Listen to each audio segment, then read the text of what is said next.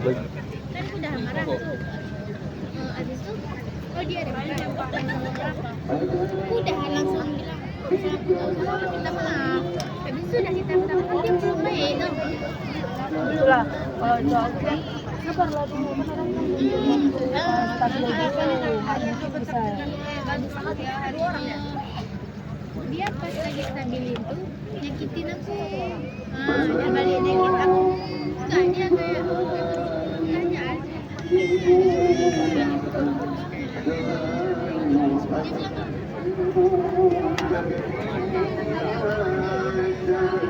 sakit hati aku, dia bilang kayak gitu. Kan marah kan, marah. Bukan marah, dia diam-diam. Habis itu aku diamin dia nggak minta maaf. Itu ya, itu yang bilang. Habis itu diamin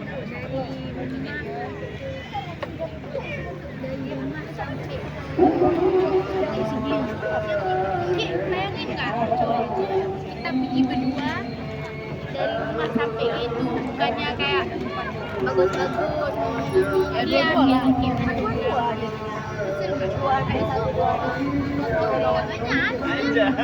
dia nak balik lagi ke kampung kan.